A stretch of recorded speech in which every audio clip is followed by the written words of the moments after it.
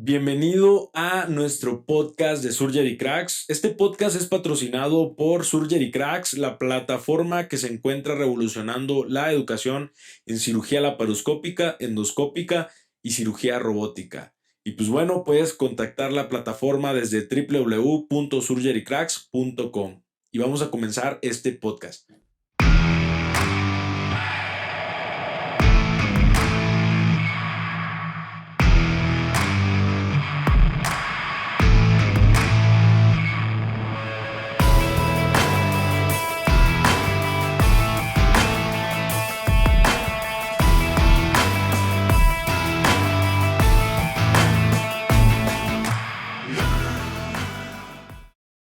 Hola, ¿qué tal? ¿Qué tal, doctor? ¿Cómo está? Buenas tardes. ¿Cómo estás, Mauricio? Qué gusto escucharte. Igualmente, pues lo presento de una manera muy rápida, el doctor Pablo Cibaja, cirujano general, y pues bueno, también es considerado experto en el manejo de sepsis abdominal. ¿Qué tal, doctor? ¿Cómo va ahorita su tarde? Pues por ahora bien, Mauricio. Esperemos que no cambien las cosas porque estoy de guardia hoy. Ah, perfecto. Pues muchísimas gracias por darnos este pequeño espacio y tiempo en su día, doctor. Doc, para que la audiencia conozca un poquito más de usted, ¿nos podría platicar acerca de dónde se encuentra, un poquito de lo que se encuentra haciendo en este momento? ¿Qué le parece? Pues sí, Mauricio, aquí en este momento estoy en el Hospital México, que es el hospital principal de la Seguridad Social de Costa Rica. Esto se encuentra en la ciudad capital de San José, de Costa Rica. Es un hospital de 550 camas que tiene unidades de terapia intensiva diversas. Es un hospital de amplia trayectoria con múltiples servicios para adultos, no para niños. El único servicio de niños que tenemos de neonatos. Pero aquí se hace desde trasplante de hígado hasta trasplante de córneas, huesos. Se hace cirugía de trauma, se hace cuidado intensivo y somos centro de referencia nacional para complicaciones. Entonces es un hospital que tiene muy diversa cartera de pacientes de prácticamente todas las patologías del libro. Ok, ok, súper. Doc, ¿y usted se encuentra residiendo ahí en Costa Rica entonces? Sí, yo soy cirujano aquí en Costa Rica. Yo hice mis estudios iniciales, fue premedicina en Estados Unidos, porque mi primera carrera fue ingeniería biomédica. Quizá por eso es que me dan tantas loqueras por estos equipos nuevos y esas cosas. Luego después de haber hecho eso, ya me enrolé en la escuela de medicina y mi especialidad la hice acá, la de cirugía, y luego la subespecialidad en terapia intensiva fue básicamente en Estados Unidos. Y luego hice capacitaciones en coloproctología, pero eso ya fueron por intereses personales, ya no tanto por asuntos de trabajo. Pero aquí en mi hospital el cargo que tengo es de jefe de clínica de servicio de cirugía general, que es un servicio muy grande, tiene 20 cirujanos. Tenemos prácticamente una tercera parte de todo lo que es el departamento de cirugía y administramos patologías de diversos tipos, pero estamos separados en unidades funcionales donde una de ellas se llama emergencias quirúrgicas. Y emergencias quirúrgicas, para el que no entiende estos temas, podría decir que sería como trauma y sepsis, básicamente trauma y sepsis.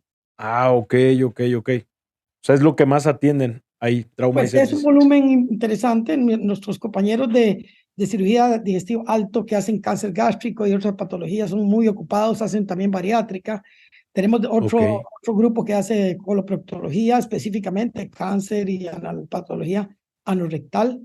Tenemos otro de pato biliar y pancreática, otro de hernias y otro grupo de mamas y otro grupo dentro del mismo servicio que hace endocrino y tejidos blandos. Entonces estamos bien divididos. Qué interesante, doc. Y luego son 2 de las cosas, más retadoras, yo creo, en cirugía general, ¿no? El trauma y la sepsis abdominal, ¿no? Sí, correcto. Que Esas son las cirugías, digamos, que nos ocupan más porque son pacientes que tienen jerarquías muy variables de terapia intensiva involucrada. Tenemos una unidad de 25 camas de terapia intensiva que nos asiste específicamente para este grupo de pacientes. Entonces, creemos que gracias a eso estamos bien equipados y podemos contar con el apoyo claro, requerido para poder enfrentar estos escenarios. claro, claro. Doc, ¿y cuentan con residentes ahí o son únicamente médicos adscritos? No, aquí hay residentes de todas las especialidades, pero Okey, Universidad de Costa Rica, que es la universidad más grande de nuestro país, es la que supervisa este tipo de capacitaciones, de estudios de posgrado.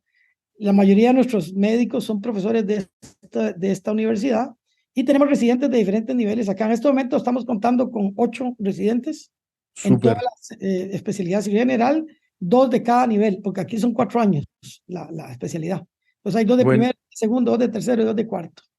buenísimo, ¿no? Y qué interesante que pueden aprender de la mano de usted, literal, pues el manejo de la sepsis abdominal, ¿no? Doc, y para iniciar, me gustaría tener una pregunta que nos comentaron de su gusto por los caballos. Cuéntenos un poquito de ellos, de dónde nace. Fíjate que yo creo que la fama de mi amor por los caballos es más importante que la de médico, porque sí soy muy entusiasta. Y fíjate que sí he adquirido un gusto por 2 razas, particularmente la raza nacional nuestra, que se llama costarricense de paso, y la raza de pura raza española, que es un caballo muy noble, muy hermoso. Y entonces me he vuelto con los años criador de estos 2 grupos de caballos. Entonces tenemos una ganadería aquí Oh, en el ya. país y creamos caballos para diversas funciones, pero principalmente para concursos de doma. Oh, ok, ok. Principalmente hacemos, exactamente. ¿Y se da algún día de la semana especial para ir a disfrutar de los caballos? Bueno, aquí yo prácticamente tengo que delegar mucho de los cuidados de los animales porque pasamos muy metidos en el hospital, pero sí, los fines de semana procuro dedicarles un tiempito. Yo como jinete soy muy pésimo. O sea, realmente yo Ok, me encantan ellos, los cuido, como decimos aquí en Costa Rica, los chineo, que es darles esos, mimarlos y todo eso, pero ok. limito a montarme muy pocas veces, solo como para tener la satisfacción de poderlo montar, pero no soy un jinete, básicamente soy un entusiasta. Súper, súper, le gusta apreciarlos y disfrutar todo el proceso de la creación de los caballos, entonces, como quien dice, Claro, ¿no? sí, eso mismo, así que tú estás diciendo. Doc, y bueno, llegamos a usted porque, pues, usted es conocido, aquí, principalmente en México y me imagino que internacionalmente también, como uno de los pioneros en la colocación del back a nivel abdominal. ¿Nos podría platicar un poquito acerca de ello? Sí, claro, fíjate que este tema del back fue como todo en cirugía, ¿no? Como dicen que la necesidad es la madre de todas las creaciones, ¿no? Aquí, pues por Claro, mucho tiempo teníamos, igual que todos los hospitales del mundo, atender complicaciones, pacientes que venían por alguna cosa y terminaban con un escenario muy hostil, pacientes que desarrollaban fístulas, abdómenes congelados, sepsis muy severas y esta mayoría de pacientes terminaban falleciendo. O sea, estamos hablando de años okey. antes del año 2000. Entonces aquí se había creado una unidad que le llamaban el moridero. Ok, vamos a ver, quizás Ah, un nombre caray. feo para decir, pero así le apodaba la gente acá, el moridero. Era una especie de unidad Okey, okey, diferenciada okey. dentro del área de cirugía donde los pacientes con requerimientos especiales se ponían para darles cuidados paliativos, porque realmente terapia intensiva no quería absorber estos pacientes porque terapia intensiva estaba en manos de médicos y no de cirujanos. Y entonces ellos no querían porque sabían que eran pacientes que no se les podía ofrecer mucho. Cuando yo vine a Estados Unidos, después de haber hecho especialización en terapia intensiva y observé este fenómeno y dije que quería enfrentarme a él, entonces todo el mundo me apoyó. Okey. Denle así baja esos cubículos. Y entonces yo me empecé a encargar de manejar estos casos con protocolos de terapia intensiva de lo que había aprendido en Estados Unidos. Y esto empezó a ofrecer a los pacientes una serie de oportunidades, porque iniciábamos con, por ejemplo, la introducción de nutrición parenteral total, el uso de cirugía reiterativa, o sea, múltiples visitas al quirófano. Introdujimos la bolsa de Borraes, que como tú sabes, la inventó el doctor Osvaldo Borraes de Colombia. Empezamos a usar esa bolsa como método Okey, de contención. Empezamos a ofrecer a los pacientes y observamos que había una buena evolución en relación a lo que teníamos antes. Antiguamente teníamos una mortalidad del 80%, pudimos bajar al 50% con esto. Y eso quería decir que había una oportunidad más allá de lo que se le estaba ofreciendo a los pacientes. Con el paso del tiempo, más o menos por eso el año 2000, y en el okey, contexto de pacientes muy críticos, pacientes que ya sabíamos que iban a fallecer probablemente, decidimos usar okey, terapias heroicas, ¿ok? Y por acá llegaron la gente de KCI, que en esa época se llamaba esa empresa KCI, llegó a ofrecernos un dispositivo, una esponja que era para el uso en heridas de piernas, úlceras varicosas, pacientes que tenían desgarros de tejido, trauma. Se ponía la esponja para favorecer la granulación de la herida, para que hubiera contención y poder progresar. Y esto nos permitió ayudar a esos pacientes, pero ahí fue donde yo me di cuenta que esto se podía poner en la cavidad abdominal para rescatar aquella porquería que salía de ahí. pero Claro. como el dispositivo no estaba diseñado para el abdomen, entonces hicimos una especie de híbrido donde usábamos la bolsa de Bogotá, se la colocábamos al paciente sobre las vísceras y hacíamos muchos orificios en la bolsa con el bisturí, muchas penetraciones, Ok, ok. penetraciones, y le poníamos las esponjas por encima de estas penetraciones. Entonces no había realmente un contacto entre la espuma y el abdomen. Y esto había sido escrito anteriormente por Barker. Barker había dispuesto una técnica de presión negativa en trauma. Entonces sabíamos que era posible usarla de esta manera y lo usamos pero con el dispositivo de vaca. La diferencia entre paños que describió Barker y el VAC es que el dispositivo VAC venía diseñado para que el fluido que salía pasara fácilmente a través de la esponja y llegara a la máquina y poderla sacar del ambiente abdominal. Y esto empezó a provocar una Claro. verdadera avance porque el paciente empezaba a mantenerse limpia aquella cavidad. Entonces todos esos fluidos que eran alta concentración de enzimas, muchas citoquinas y muchos elementos que propiciaban la inflamación, se secuestraban del ambiente de la herida y el paciente empezaba a mejorar en forma dramática. El problema es que no podíamos hacer nada porque ahora tenemos un paciente vivo que ya no tiene marcadores inflamatorios agudos, ahora le baja el ecograma, ya no tiene taquicardia, ya no tiene fiebre, responde a los antibióticos, de pronto ya tiene sus marcadores de velocidad de retroalimentación disminuida, la proteína C disminuida, más adelante ya usamos la procalcito también disminuida, interleucina 6 y todas eso. Y dijimos, hey, tenemos algo Claro. aquí, ¿ok? Empezamos a usarlo en Ok, forma ok. sistemática y ahí fue donde yo me enrolé con la empresa Casa y ellos me contrataron para que diseñara un dispositivo abdominal. Hicimos uno parecido, pero ya hecho por ingenieros y fue la primera versión de Ok. dispositivo abdominal. Sin embargo, esta terapia no había sido permitida por la FDA. Entonces empezamos a hacerlo como una terapia off-label. Hicimos muchos casos de estos pacientes que ya tenían un cuadro infeccioso, que ya lo tenían, y fíjate que lo que obtuvimos fue casos uno tras otro éxito. Entonces notamos que usarla en forma sistemática y ahí fuimos aprendiendo cada cuánto, que cada 48, que cada 72 y fuimos entendiendo las limitaciones de la terapia. Cuando teníamos más claridad en esto, empezamos a escribir al respecto y a publicar nuestra experiencia y decirle al resto de los colegas cómo era que lo estábamos haciendo para lograr buenos resultados. Empezó a replicarse esto en otros países, principalmente Brasil, Colombia, México, y muchos autores de estos países, incluyendo gente muy conocida por ustedes, por ejemplo, el doctor Luis Juan Cerda, el doctor Felipe Robledo, que en paz descanse, gente muy importante en México que tenía casos de esta naturaleza, empezó Claro. a replicar las experiencias y obtener resultados relativamente buenos, con la diferencia de que en México no existía este dispositivo como una terapia disponible en el hospital. Había que comprarla por los pacientes. Entonces, esto limitaba mucho a quién se le podía poner y por Claro, cuánto claro, tiempo se claro. le podía poner. Nosotros, por el contrario, aquí en Costa Rica logramos meter eso en la seguridad social, entonces para nosotros era una rutina. No teníamos que adquirirlo, el paciente no sabía que se lo habían puesto, simplemente lo poníamos. Entonces había disponibilidad al Sí, sí, 100% sí. para poder lograr darle continuidad y finiquitar cada caso. Esto nos puso como líderes mundiales en este tema. Entonces de ahí fue donde fue naciendo todas estas experiencias que luego han sido de utilidad para muchos cirujanos y colegas que tienen la misma problemática y hoy en día ya se ha popularizado como la método ideal para el manejo de la infección peritoneal supurativa.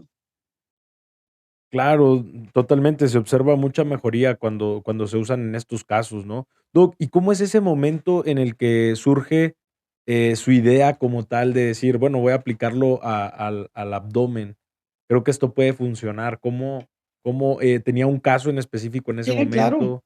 Fíjate que la primera paciente fue la esposa de un colega que había sido operada en Okey, ginecología, que le hicieron una histerectomía, pero con la complicación de que le tuvo unas perforaciones intestinales inadvertidas.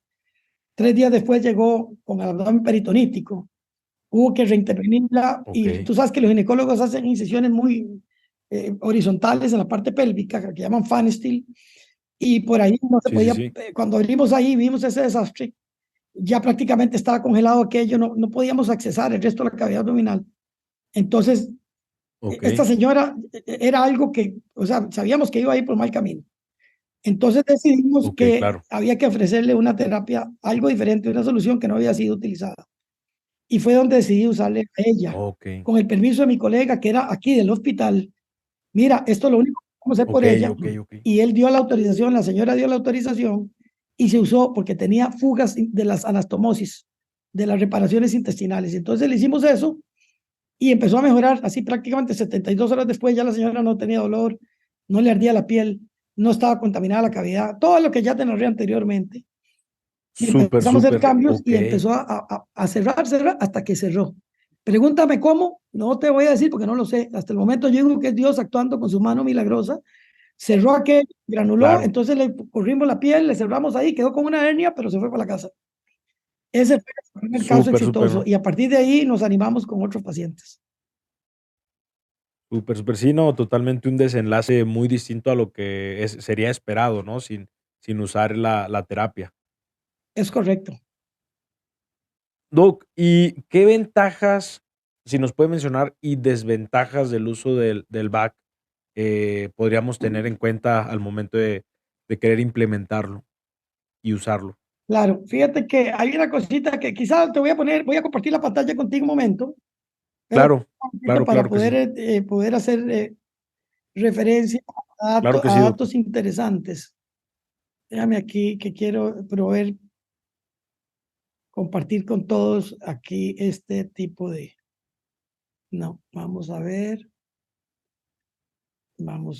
por aquí lo tengo. Claro, ahí está. Eh, ok, Claro que sí.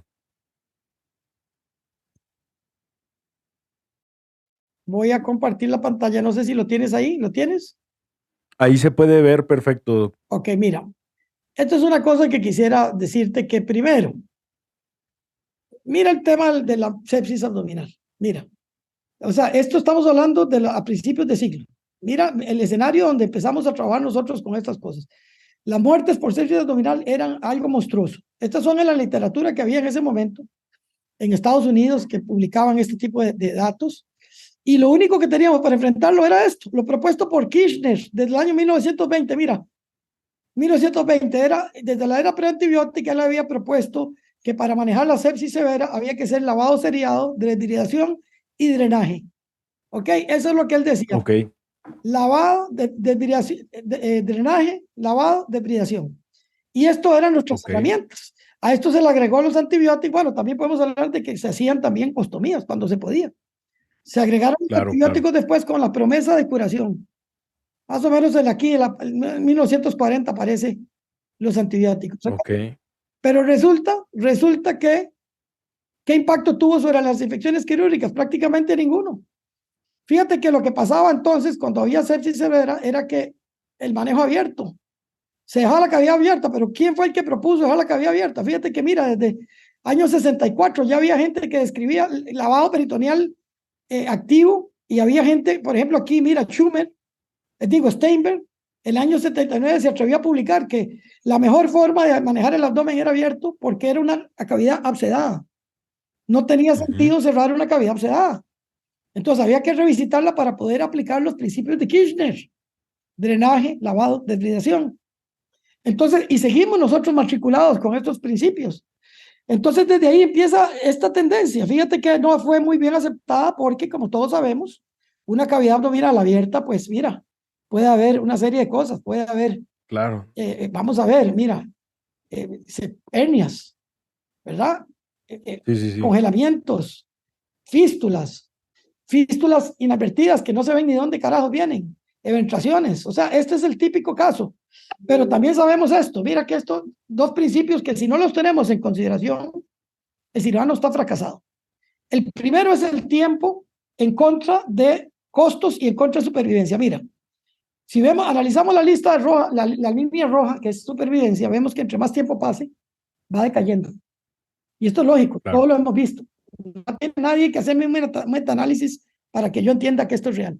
¿Ok? Claro. Ahora, el paciente pasa por varias etapas, como tú puedes ver ahí, esas etapas de infección, síndrome de respuesta, sepsis severa, falla orgánica. Ahora, es cuestión de tiempo. ¿Dónde está tu paciente? Ahora, eso es lo que va a decidir si va a estar vivo o va a estar muerto. Fíjate que para saber eso es muy fácil. Fíjate que cuando el paciente pasa por la primera flecha que está ahí, esa flecha se llama el momento en que el paciente pierde su balance o pierde su homeostasis. En ese momento el paciente necesita ingresar a una unidad de terapia intensiva y necesita ser atendido de una forma diferenciada. Ese paciente ya no Claro. funciona en automático. En ese momento el paciente entra a un territorio de riesgo mortal. Y luego las medidas que uno le aplica lo estabilizan, recuperas esa homeostasis, pero ya no se llama homeostasis, ahora se llama alostasis. Alostasis se llama cuando el paciente está equilibrado por causa de las intervenciones que estamos ofreciéndole. ¿Ok? Entonces este estado de alostasis va a durar un rato hasta que puede entrar en crisis esa alostasis, y eso se llama cuando el paciente entra en falla orgánica múltiple. Eso quiere decir que ya las medidas de terapia avanzada no son suficientes, ya no dan resultados. Aparecen los gérmenes multiresistentes, aparecen unas infecciones intratables, aparecen fracasos en la norepi, tiene que subirse a 100, o sea, ya tenemos un escenario prácticamente premórtico. Entonces, esos son los dos puntos que hay que reconocer. El primero es el momento que inicia el caso. El primer punto de cuidado es cuando el paciente pierde su homeostasis. El segundo punto de cuidado es cuando pierde su alostasis. Entonces, ¿dónde está tu paciente? Si ponemos atención a este gráfico, vamos a dar cuenta que hay otro elemento ahí que juega, y es el costo. Fíjate que esa raya azul que va para arriba, eso sí sube. Con el paso del tiempo, el paciente empieza a costar más al sistema. Te puedo decir que hoy en día el paciente con sepsis severa absorbe el 20% del presupuesto de atención en cirugía. Es el responsable del 90% de las muertes de pacientes quirúrgicos. Y es la principal causa de falla terapéutica de una cirugía bien realizada. Entonces vemos que es un enemigo formidable. Ahora, en el tema de la cavidad abdominal hay que poner mucha atención. Si el cirujano que está enfrentando esto no conoce esto, está perdido, ¿ok? Porque no está viendo el problema correctamente. Ahora, hay pacientes que están marcados para morir, y no voy a decir que todos van a salir vivos. Fíjate que algunos pacientes que tienen fallas orgánicas desde el principio, o que tienen una obesidad marcada, o que tienen SIDA, ese paciente está marcado para morir. Aquel que tuvo un trauma y perdió más del 50% de la bulimia. Un paciente que ya entra, como el primer día, ya tiene una lactoacidosis de más de 9 milimoles por decilitro. O sea, estamos hablando de un paciente desgastado y prácticamente listo. A ese no le podemos ofrecer mucho. Pero al resto, sí, dichosamente. Entonces tenemos que diseñar una terapia apropiada. Fíjate que aquí está. Esta es la clave del éxito. Uso racional de los antibióticos. Terapia de soporte, son los dos pilares laterales, pero en el puro centro, hermano, en el puro centro está la principal método de contención, que se llama cirugía. Ahora, pero decir cirugía es un término tan amplio que tiene que uno que explicar, pero ¿qué? ¿Qué significa cirugía? Bueno, primero tiene que cumplirse los principios de Kirchner, tiene que drenar, tiene que lavar y tiene que drenar. Pero además de eso, tiene que hacer una cosa importante. Sin esto no progresamos, y se llama control del foco séptico. Si no hay control del foco séptico, todo el proceso bioquímico, toda la cascada de respuesta inflamatoria persiste. Entonces, ¿cómo hace el cirujano para lograr esto? Tiene que usar su mente, tiene que usar los recursos a su haber. Entonces, mira, ahí está, este es el menú. Ahí está el menú. Cuando hablamos de peritonitis, ese que está ahí es el menú. Bolsa de Borraes, ahí me tomé una foto con el doctor Borraes, me gusta a veces enseñarla. Ese es, ¿verdad? Sí. Hay variedades, ahí está un zipper, mira, ahí está también este que es el parche, este es el separador de Alexis, se puede dar vueltas y queda ahí atrapado como una bolsa también. Entonces hay variaciones, mira. Claro. Luego viene el doctor Dietmar Wittmann. Doctor Dietmar Wittmann es un genio. Este carajo es austriaco y es un cirujano ya senior, ya está retirado, pero él diseñó el abordaje, lo que llamamos hoy en día Etappen-Lavage. O sea, así él lo escribió en el año 96. Y él decía que el Etappen-Lavage es el lavado sistemático de la cavidad abdominal abierta. Pero él lo que él propuso fue el uso de una malla que se ponía en la cavidad abdominal. Esa malla, mira. Entonces se fijaba y uno podía entrar y revisitar el quirófano. También podía poner algunas gasas para poder combinarlo con presión negativa. Mira qué interesante. ¿Ah? Claro. O sea, la genialidad viene de atrás, hermanito. No, me estás dando demasiado crédito a mí. Mira que esto viene desde tiempos atrás. Mira, ¿te das cuenta? Entonces, ¿qué pasa? Que también se puede hacer en forma artesanal. Ahí, eso es un ejemplo de lo mismo, artesanal, construcción y paños. Pero como te dije anteriormente, la malla y los paños no eran muy buenos.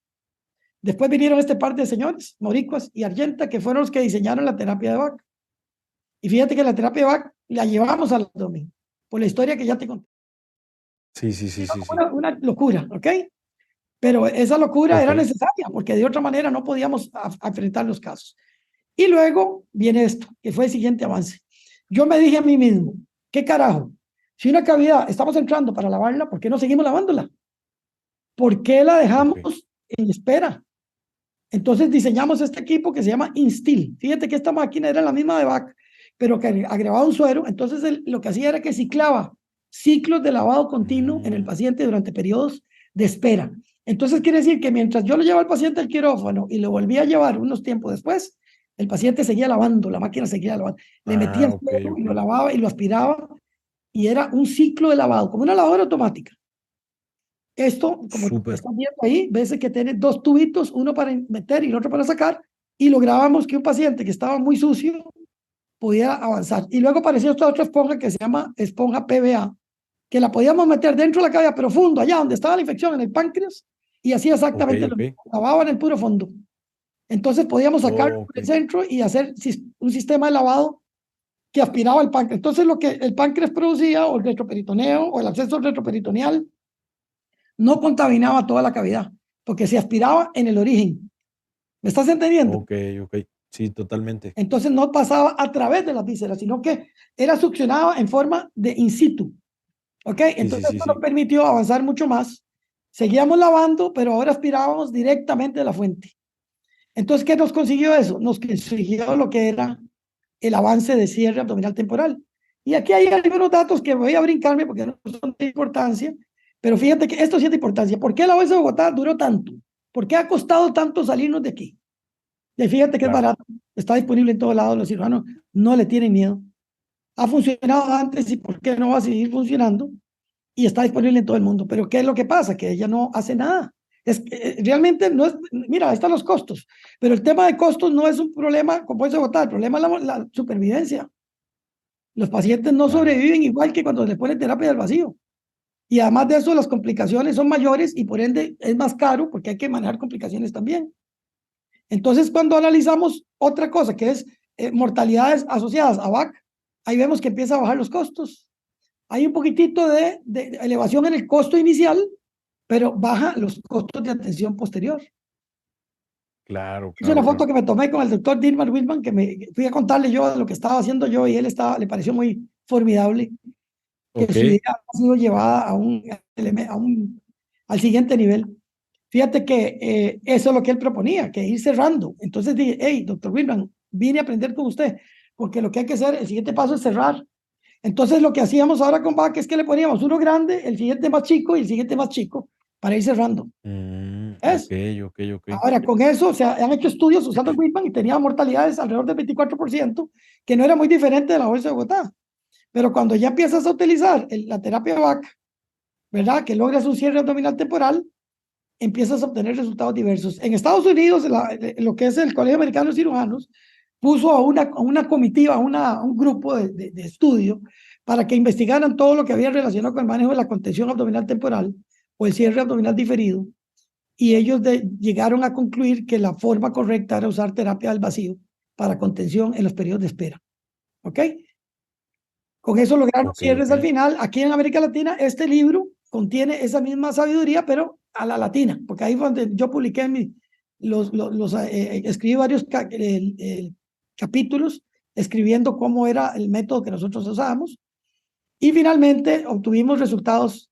Mira, estos fueron los primeros resultados que obtuvimos con terapia del vacío. Ahí está, 13% de mortalidad. Aquí estamos hablando de terapia de primera generación, hermanito. ¿Ok? Claro, Todavía, claro, como claro. ves ahí, había algún grado de hernias, no podíamos cerrar todas las cavidades porque a pesar de que era una terapia buena, no era tan rápida como para poder lograr cerrar la cavidad abdominal final. Pero recuerda lo que dije hace un ratito atrás, que entre más rápido mejor. La mortalidad caemos más arriba en la curva, ¿te acuerdas? Sí, Menos claro. tiempo más arriba en la curva, porque la curva tiene una tendencia a bajar. Si nosotros vamos Claro, para claro, atrás, claro. vamos más arriba. Entonces quiere decir que nuestras cifras van a estar mejores. Entonces analizamos costos, vimos que eran menos que la bolsa de Bogotá y nos quedamos con terapia vaca. Pero luego aparece esto. Fíjate que esto es un estudio que ya había sido publicado en Rusia en el año 91, pero no había sido traducido al inglés. Ya qué interesante. Cuando fue traducido al inglés con el Google y toda la cosa, ya pudimos ver que los rusos desde los años 90 habían dicho que la circulación en la cavidad abdominal del líquido peritoneal se llama hemolinfodinámica y que esa circulación dura 20 minutos y que después de 20 minutos cualquier fluido que esté dentro de la cavidad abdominal que sea capaz de propiciar una respuesta inflamatoria va a lograr llegar a la corriente sistémica, porque se aspira a través de unos microstomas que se encuentran en la inserción del diafragma. Entonces, ¿qué pasa? Que si duraba mucho ese fluido y no lo sacábamos, esa era la explicación por qué la bolsa de Bogotá no era tan efectiva como el VAC. El VAC estaba secuestrando ese fluido para afuera. Entonces ya viendo la ciencia nos animamos. Entonces sabíamos que la respuesta inflamatoria libera ácido láctico, libera radicales libres de oxígeno, citoquinas, mediadores inflamatorios como el TNF-alfa, la interleucina 6 y neutrófilos y cosas de esa naturaleza, que son los responsables de crear el síndrome de respuesta inflamatoria y finalmente la falla orgánica múltiple. Entonces sabíamos también que el paciente cuando inicia el proceso hace una cosa interesante que se llama CARS o hace con lo que se llaman medidas antiinflamatorias. Si el paciente lo atrapamos al principio, no va a manifestar síndrome de respuesta inflamatoria porque hay una respuesta contrainflamatoria que detiene el proceso. Entonces, si nosotros éramos capaces de reducir el foco infeccioso, eliminar la fuente y lograr que la cavidad avanzara en un periodo donde las medidas de antiinflamación estaban vigentes, ocurría una cosa que se llama neutralización o equivalencia. Entonces, la respuesta inflamatoria se veía neutralizada por la respuesta antiinflamatoria y el paciente nunca entraba en necesidad de atención especializada. ¿Te estás ubicando? Claro, claro. Tiene lo que se llama un periodo de ventana. Ese periodo de ventana es el momento donde el paciente que tiene un abdomen podrido todavía no ha hecho una respuesta inflamatoria sistémica. ¿Ah? Y la explicación es bioquímica. Es una explicación bioquímica. ¿Ok? Entonces, si nosotros como cirujanos, entendiendo esto, aplicamos nuestra mejor solución en ese lapso de tiempo, el paciente nunca va a requerir terapia intensiva. ¿Qué te parece? Súper, súper, súper interesante. Entonces, mira cómo es. Aquí está la secuencia. Insulto séptico. Diseminación. Activación de la cascada de sepsis y finalmente disfunción orgánica y muerte. ¿Ok? Ajá. ¿Dónde podemos romper la cadena? En el verde, en diseminación. En diseminación. Si actuamos en que no se haya diseminación, el paciente está podrido en el abdomen, pero el cuerpo no lo sabe. Entonces, de ahí es donde nace un dicho que aquí en el Hospital México, usted me preguntó que dijera un dicho que todo el mundo lo pueda conocer. Y es que lo que no se quita se vuelve cuita. ¿Ok? En México la palabra cuita no sé si se usa, pero aquí la palabra cuita se habla para la suciedad, para deposiciones, como las deposiciones de las aves, como suciedad. Los gringos le llamarían filth, material de desecho. Entonces, nosotros decimos lo que no se quita se vuelve cuita. Quiere decir que si no quitas a tiempo, eso va a producir un desastre. ¿Ok? Sí.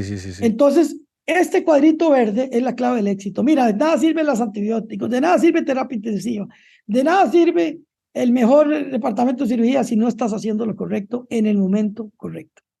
Claro, entonces, de ahí es donde nace esto, mi hermano. Fíjate que después empiezan a aparecer los metaanálisis que dicen que las complicaciones y todo aumentan con el tiempo, y es clarísimo. El tiempo es nuestro enemigo. Cualquier técnica que haga que el tiempo se acorte es el camino que hay que hacer. Mira, complicación y mortalidad asociadas al cierre abdominal temporal están asociados al tiempo de duración del tratamiento y al número de visitas. Ok, ahí es donde viene el siguiente desafío. Fíjate esto. Mira esa cavidad. Ahí no le puedes poner back, hermano. No puedes. Si le pones una esponja, mira el contenido. Ese contenido es tan denso que se tapa la esponja. Claro. Entonces, si le pones la mejor esponja, la presión elevadísima, es un atol, hermano, eso no pasa a través de una esponja. Entonces, ¿qué pasó? Pasó esto. Nosotros en el quirófano y viendo la situación, esta es una video de la época, ¿ok? Estamos hablando de 2006. Mira lo que estaba, este tipo de fluido que salía de un absceso pancreático no era posible manejar con vaca, porque se ponía y no chupaba nada. Entonces, ¿qué decidimos hacer? Decidimos hacer lo que vieron antes, que era colocarle un dispositivo de suero para meter el suero en la cavidad durante todo el día y con la otra máquina irlo sacando. Entonces ahí es donde nació lo que se llama terapia de irrigación, ¿ok? El primer Ok. caso lo hicimos en el 2003 y resulta que eso nos dio un éxito con una pancreatitis, un absceso pancreático con una fístula pancreática.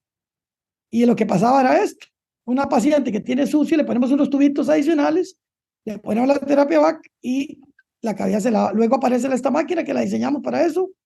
¿Y por qué servía? Porque arrastraba la sustancia, regulaba los fluidos, modificaba la temperatura, modificaba el pH de la herida, del ambiente, y todo esto hacía que los gérmenes no se puedan replicar. Es un ambiente hostil para el crecimiento de gérmenes de cualquier tipo, hongos, no voy a decir que los virus, pero bacterias y hongos son principalmente vulnerables a estos dos cambios.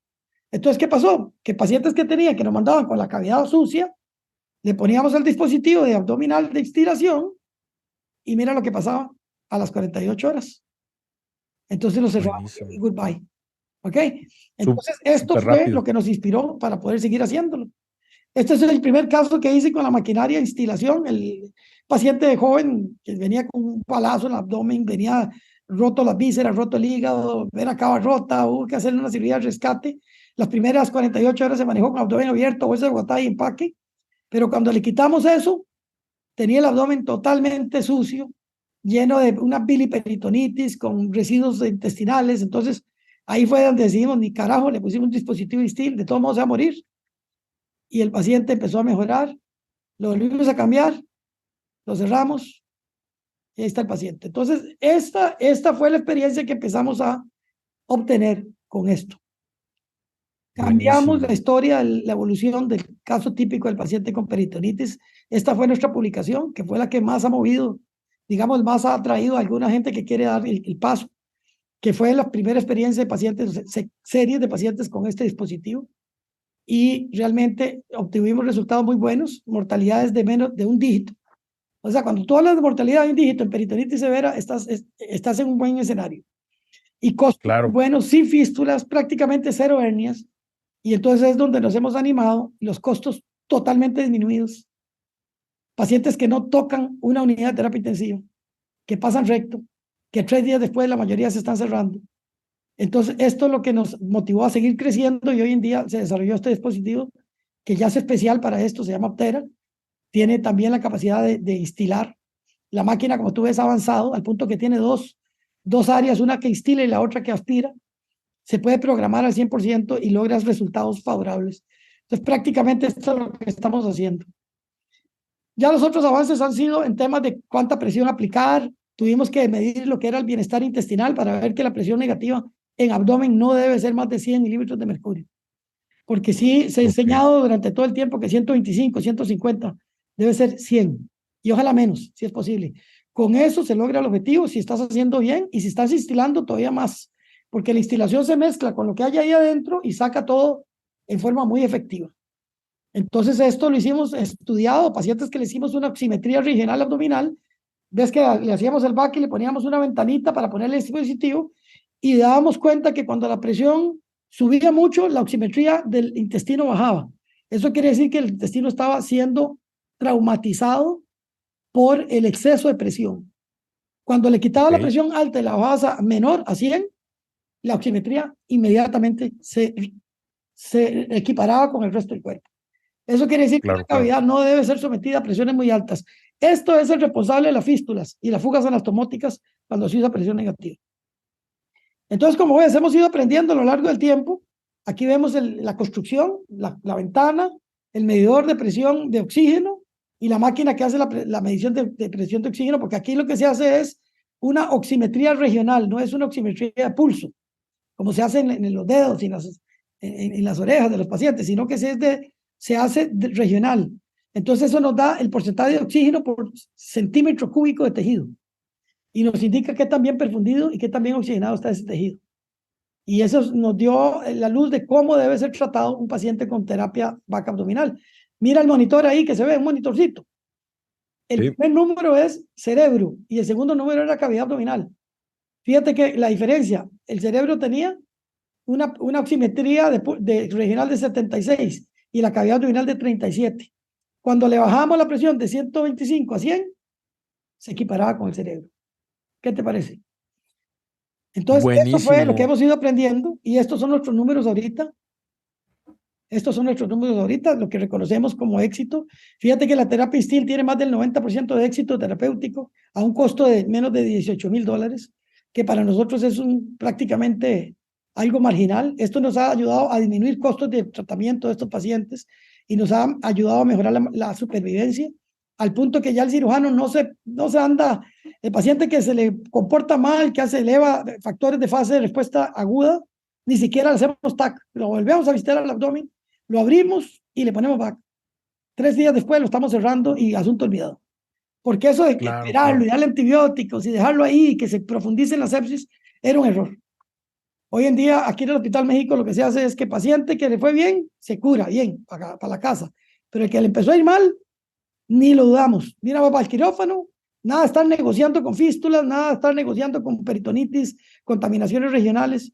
Abrimos al paciente y le damos la oportunidad de que salga vivo con una terapia de alta resolución. Básicamente, así que ahí te conté, yo creo, toda la experiencia relacionada con este tipo con lo que hemos Buení- aprendido con terapia de abdomen, ¿verdad? Buenísimo, Doc. La verdad que súper interesante.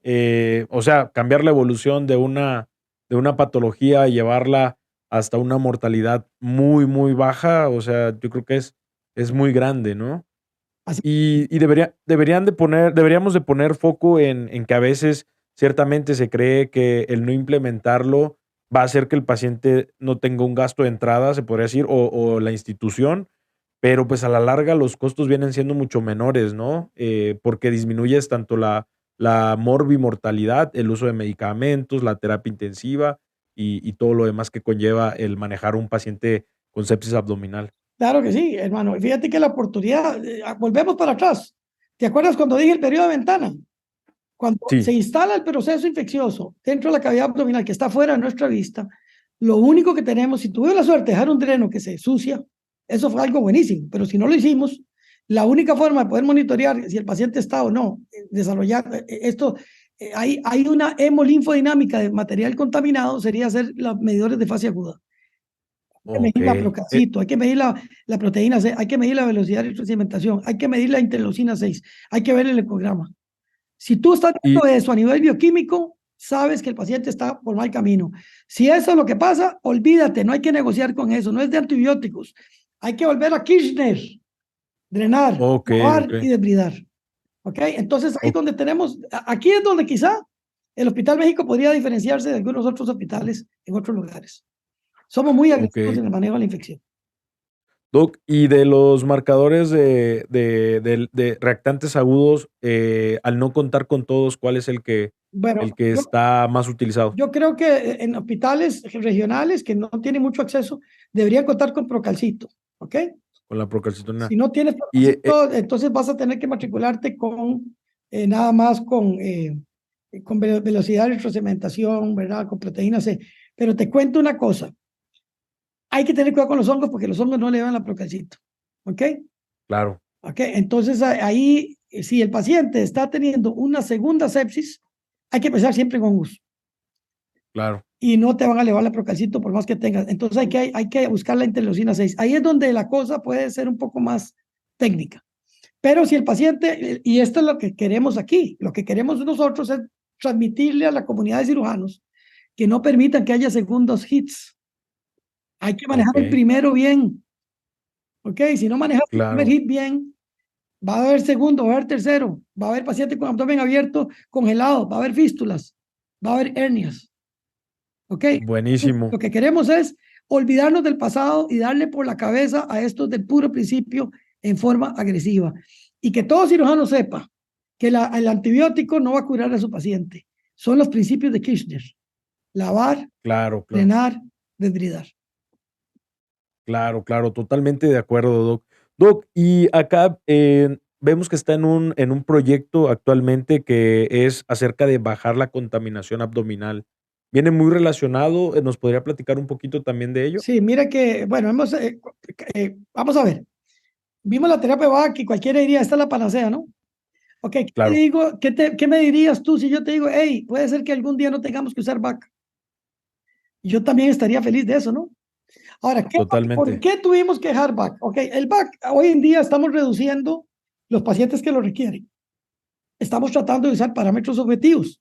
Tiene que reunir ciertos criterios objetivos para que te tome la decisión de dejar el abdomen abierto y te tome la decisión de usar la terapia en forma reiterativa. O sea, va con cualquier otro método de contención abdominal de cierre diferido de esa cavidad. ¿Ok? Pero uno de ellos es contaminación excesiva.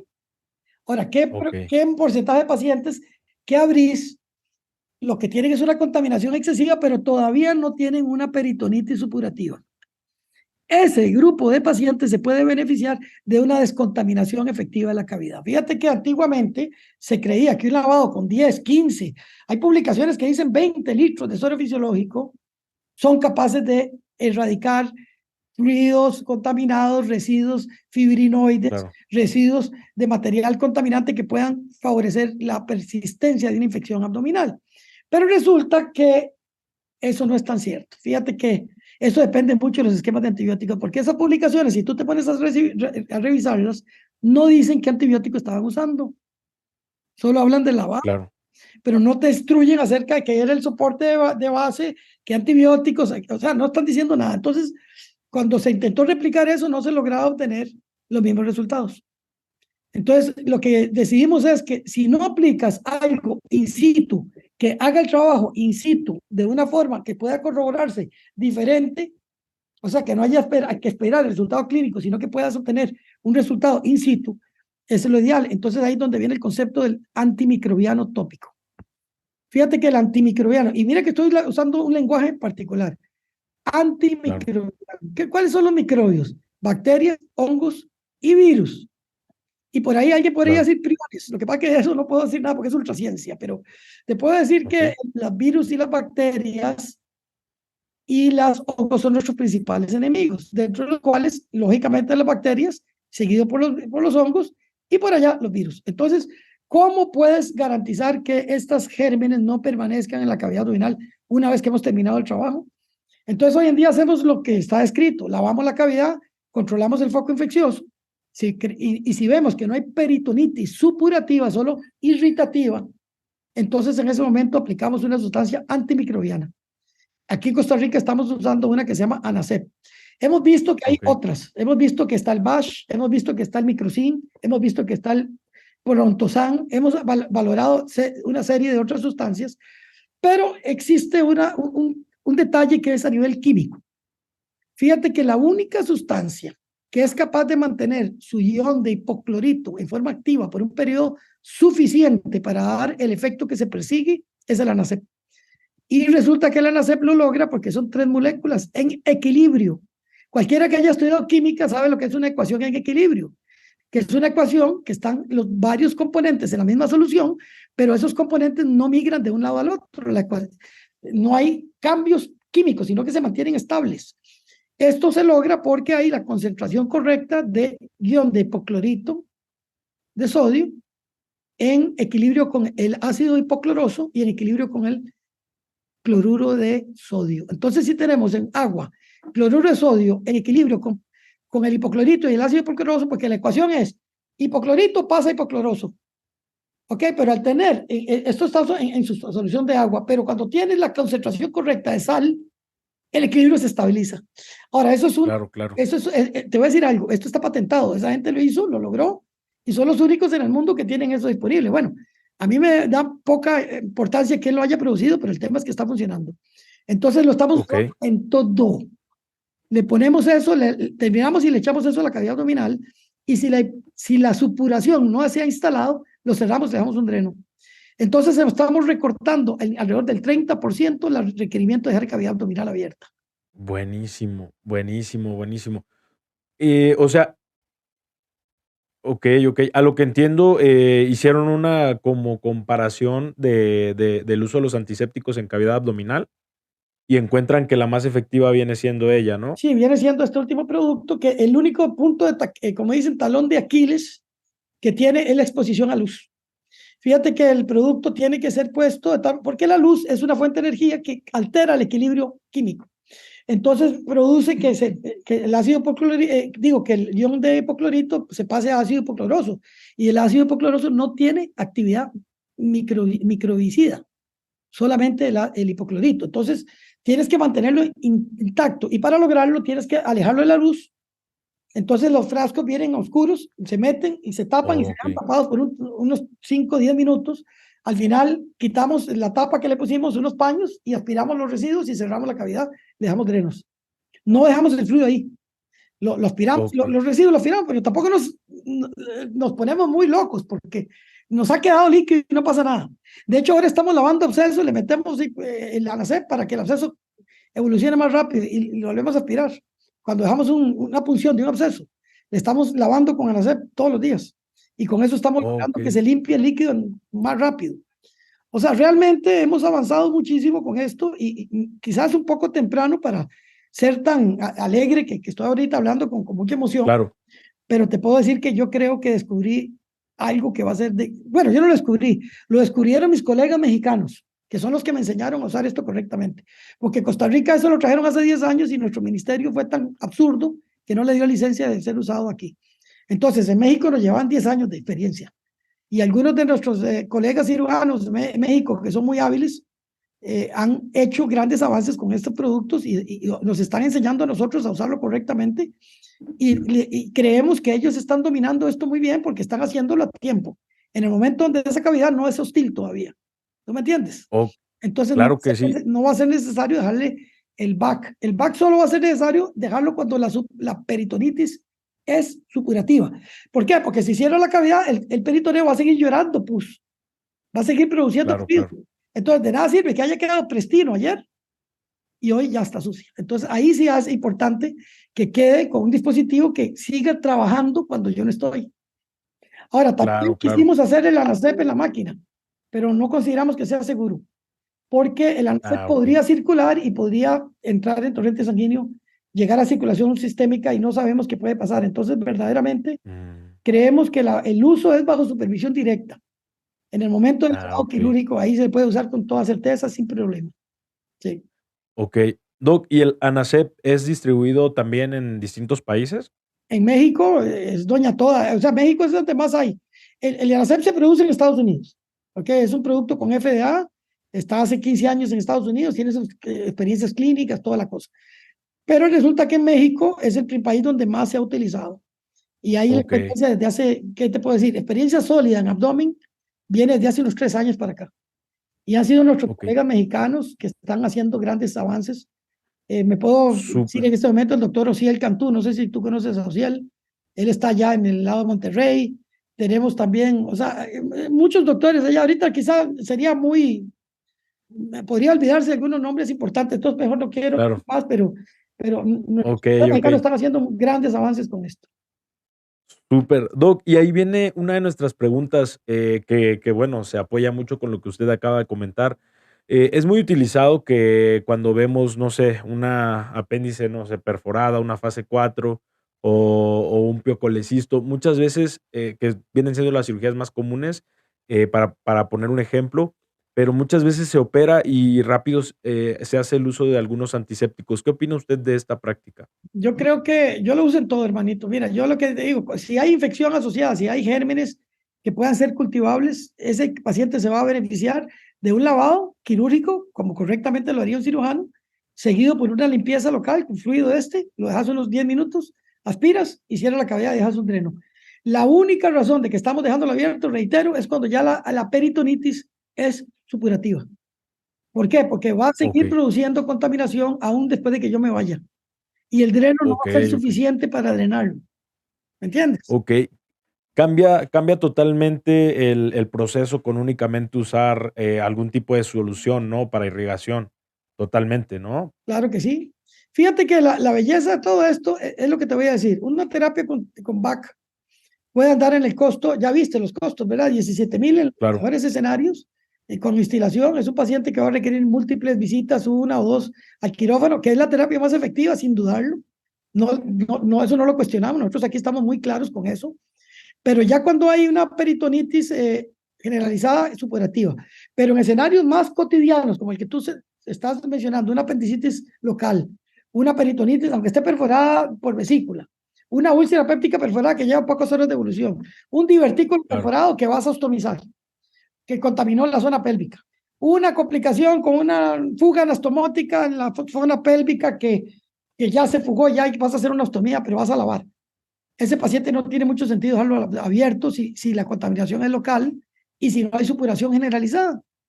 Entonces, ¿cómo puedes garantizar que no se va a volver a contaminar? Le echas este fluido y le das un buen dreno. Ahora, ¿qué es lo que pasa? Que el dreno puede drenar una área, pero no toda la cavidad. Aunque es múltiples drenos, no vas a poder lograr toda la cavidad, porque la cavidad tiene muchos espacios que son digamos, vulnerables para quedar líquidos atrapados. Entonces, la única forma de garantizar que esa cavidad quede limpia cuando la cierres es cuando la visites por segunda vez y ya la ves limpia y la lavas otra vez y ahora la cierres. ¿Me entiendes? Claro, Si no claro. haces eso, te estás jugando una estadística. Y el problema es que si estás jugando como naipes, como que llaman poker face, entonces, ¿qué es lo que ocurre? Que puede ser que tu enemigo se esconda y no se enseñe hasta que sea demasiado tarde. Claro, claro, totalmente de acuerdo. Hay consensos que mencionan, porque justo una de las preguntas que teníamos para usted es el de cuando hay un absceso, únicamente aspirar o lavar, porque hay consensos que mencionan, por ejemplo, en apendicitis, en absceso periapendicular, únicamente aspirar, pero me imagino que son estudiados únicamente de irrigación con solución, ¿no? No con algún antiséptico que ahí cambia totalmente, los resultados, ¿no? Mira lo que está pasando la escuela europea y americana. La escuela europea, y especialmente a nivel de allá vamos a ver, la influenciada por lo que es la escuela de holandesa de Ámsterdam, con la doctora Marja Bormister, que es una de las principales críticas del abdomen abierto por las complicaciones que han logrado demostrar. Ellos son muy dados a lavar la cavidad, cerrarla y esperar la complicación. Ellos esperan el Claro. absceso. Y luego llegan y por métodos percutáneos drenan los abscesos. Pero yo te voy a decir que esa gente no está publicando ni la mortalidad, ni está publicando Ujú. las complicaciones asociadas a los drenajes y a las fallas terapéuticas con estos métodos. Eso, Claro. y otra cosa que no está publicando es el tiempo de espera. ¿Cuánto tiempo tiene que quedarse un paciente con antibióticos internado por periodos prolongados para poder salir de su fenómeno séptico? Ahora, cuando tú haces la disposición de abdomen abierto por 72 horas, cerraste el paciente y le diste salida en 2 días y te olvidaste de él. Esa es la diferencia. Ahora, la doctora Bormister, que yo la respeto mucho, pero ella es muy crítica al tema de escoger el abdomen abierto y me dice, bueno, es que aquí está, doctor Siva, esta es la evidencia que yo tengo. Mire los metanálisis, mira cómo están las complicaciones del abdomen abierto. Y entonces yo me siento en el mismo foro con ella, allá en Europa, y le digo, mire, doctora, el problema que usted tiene es que usted tiene razón, pero yo también. Y entonces me dice ella, pero ¿cómo va a ser posible que los dos tengan razón? O usted o yo tenemos razón. Digo, no, doctora, la diferencia es que usted está viendo para atrás, usted está viendo el pasado y yo estoy viendo el futuro. Esa es la diferencia entre usted y yo. Por eso que usted es tan Claro, crítica, lo ven abierto. Usted está diciéndonos cómo se hacía mal y por qué no debe seguirse haciendo de esa misma manera. Y yo estoy diciéndole que hay que hacerlo, pero hacerlo bien, porque es la que ofrece los mejores resultados. Y ahí ya no me dijo nada más, por dicha, porque esa señora es bien terca y es como un general alemán, ¿verdad? okey, okey. Doc, y bueno, para ir terminando, ¿dónde podemos encontrar su libro, sus publicaciones? Sí, mira, bueno, puedes poner el nombre, Pablo Cibaja, y ahí vas a encontrar. El libro es un libro publicado en Colombia por la editorial, ¿cómo que se llama esta editorial? Se llama, la puña, ya se me olvidó, ahorita me acuerdo, pero Okey, se llama Cuidado Intensivo y Trauma. okey, cuidado Es intensivo y publicado por trauma. por el doctor Carlos Ordóñez, por el doctor Buenísimo, Carlos Ordóñez. Entonces, buscas buenísimo. Carlos Ordóñez y dentro del libro tiene más de 130 capítulos, que es uno de los libros, en castellano, es uno de los mejores libros para manejar trauma, terapia intensiva y sepsis. Súper, vamos a difundirlo mucho aquí, pues, ahora que el podcast salga, pues, nos escuchan muchos residentes y va a ser de muchísimo uso, el tener acceso a este libro, Doc. Mira, Doc, creo que por aquí, mi hermanito, yo creo, no sé, yo lo puse en sí, pantalla. Lo puse en pantalla. claro, claro, claro. Distribuna, se llama mira el libro, ahí está. Ah, okey. ¿Lo estás viendo? No aparece ahorita en la pantalla justo. Voy a ponértelo para que lo veas, ahí está. Okey, buenísimo. Se puede ver, ¿verdad? Sí, sí, sí. Sí, sí, sí. Ese mismo es. Entonces Ok, ya ok. sabes que eso es lo que hay que usar. Buenísimo, Doc. Y pues bueno, una pregunta que le hacemos a todos los cracks que se están presentando aquí en el podcast junto con nosotros, que agradecemos muchísimo su tiempo, es si pudiera decir una frase que pudieran escuchar todos los cirujanos del mundo, ¿cuál sería? De lo que no se quita se vuelve cuita. Ok, buenísimo. Mira, me encanta que te haya producido esa sonrisa porque ese es el efecto que quiero provocar. Que sea algo Claro, cómico, pero de gran importancia. claro, claro, Fíjate que no, un pequeño, jocoso, dicharacho, tico, puede salvar muchas vidas, hermano. totalmente, totalmente de acuerdo, Doc. Pues bueno, Doc, no cabe duda que es un crack, la verdad, es un doctor el que podemos aprenderle muchísimo, tan solo en un par de minutos nos dio una clase magistral y pues bueno, ¿dónde pueden encontrarlo los residentes cirujanos que escuchen nuestro capítulo? ¿En qué redes o dónde podrían contactar y aprender más de usted? Bueno, mira, yo paso tan ocupado que no tengo nada así como de Ok, informático, pero yo creo que la forma correcta sería a través de, ¿cómo se llama? Las publicaciones que ya están disponibles para lectura libre, porque me he preocupado para que mis publicaciones sean de acceso gratuito, para ok, que no haya, porque América Latina no tiene como otros lados que tienen bibliotecas ahí claro, que claro. acceso a bibliotecas que son pagadas, son artículos de revisión que están de buen nivel y que están accesibles para cualquiera que quiera leerlos. Con solo poner el nombre Pablo Cibaja los va a encontrar. Eso para que vean una mirada a mi mente, cómo pienso y qué es lo que estoy haciendo. Y ya si quieren buscar algún consejo, alguna cosa, pues podrían escribirme al email, ¿verdad? Ok. Que es drcibaja 1965 @gmail. Buenísimo, lo vamos a poner acá en las etiquetas del video. Sería drcibaja Ajá, 1965 @gmail.com. buenísimo. Soy feliz Usted, de que vengan a visitarme, todo el tiempo vienen a visitarme y vieras que me encanta poder compartir con mentes nuevas, con ideas nuevas, que me desafíen, que traigan su problemática y que podamos compartir el conocimiento que hasta el momento hemos adquirido. claro, claro que sí, doctor. No, y estos casos abundan totalmente. La sepsis abdominal, pues es algo que enfrentamos día a día y nada mejor que poder compartir un caso con usted, ¿no? Pues bueno, le deseamos una bonita tarde, doc. Muchísimas gracias por su tiempo y por su plática súper excelente. Va a sumar muchísimo y pues un gusto y esperamos tenerlo nuevamente aquí con nosotros en Surgery Cracks. Bueno, muy bien, Mauricio. Yo creo que te felicito por el programa. Te cuento que no había grabado tu otra opción porque siempre me gusta que que haya libertad y este método tuyo de este blog que tienes que está para que cualquiera que tenga interés lo vea, me parece el mejor método de difusión de este tipo de conocimientos. Así que Y me encantó acompañarte el día de hoy. muchísimas gracias, doc. Doc, pues bueno, ahí terminamos. ¿Me permite tomarle una foto para subirla al Instagram de que estuvo hoy con nosotros? A ver, permítame, acomodo aquí la pantalla y ahí voy.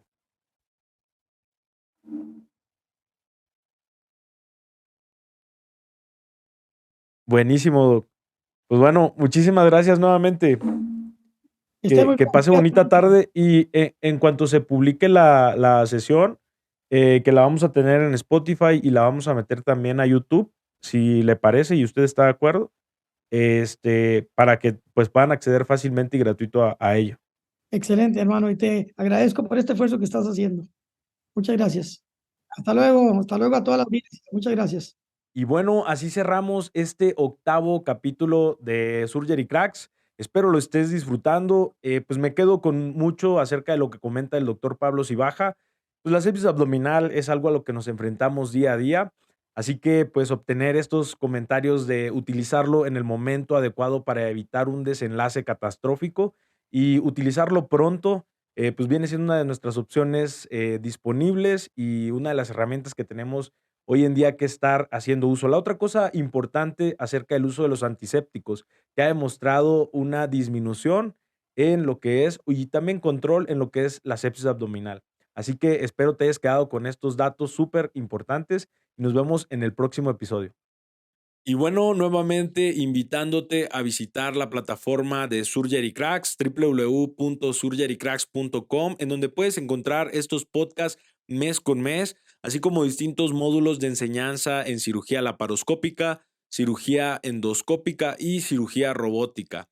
Estos módulos se van actualizando constantemente y va desde una enseñanza de cero hasta la actualización. Espero la disfrutes.